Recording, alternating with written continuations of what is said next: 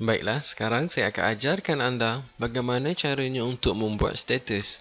Selepas kita siap membuat status ini akan diiklankan dengan Facebook Ads. Dalam arti kata lain, kita akan membayar Facebook untuk mempromosikan status kita ini.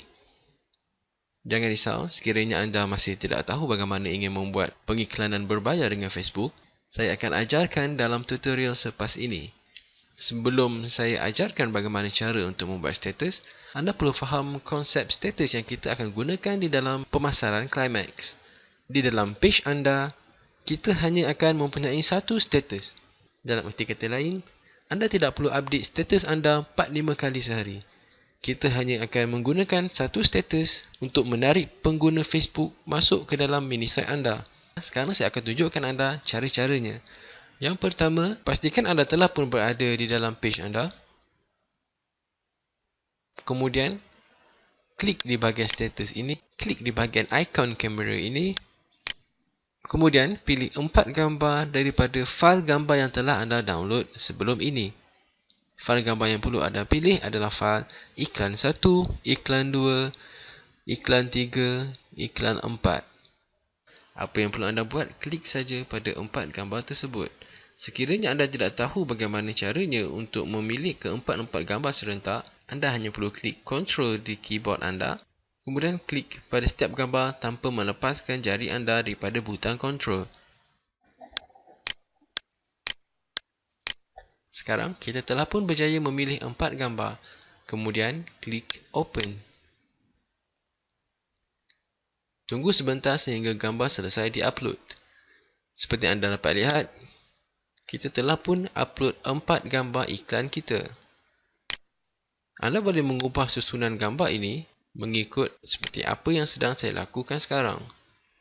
Kemudian, apa yang perlu anda buat di bahagian ini pula, anda hanya perlu copy ayat yang telah kita letak di bahagian description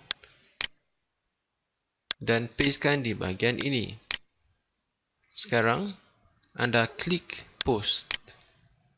Seperti anda dapat lihat, kita telah pun berjaya membuat status di dalam page kita.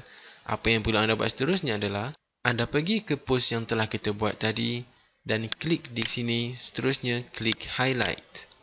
Ya, ini saja status yang kita akan gunakan untuk menarik pengguna Facebook terus ke mini site kita. Tapi, ianya masih belum selesai. Apa yang perlu anda buat sekarang, klik kepada gambar. Dan seterusnya, klik pada Add a Description. Pastekan sekali lagi ayat yang sama seperti yang telah kita buat sebelum ini. Kemudian, klik ke Next Photo, Add a Description, Paste dan Editing. Klik ke Next Photo, Add a Description, Paste dan Done Editing. Ulangkan langkah ini sehingga gambar yang terakhir.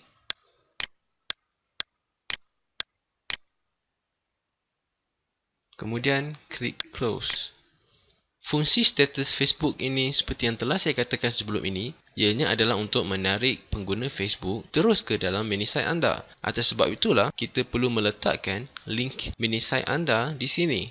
Ini kerana apabila kita mengiklankan post ini menggunakan Facebook Ads, para pengguna Facebook yang melihat iklan kita nanti akan dapat membaca ayat ini. Seterusnya, sekira mereka berminat dengan ayat nantilah kita letak di atas ini, mereka pastinya akan klik ke link mini site anda untuk mendapatkan info yang selanjutnya. Sekiranya mereka klik link ini, mereka akan terus ke mini site anda.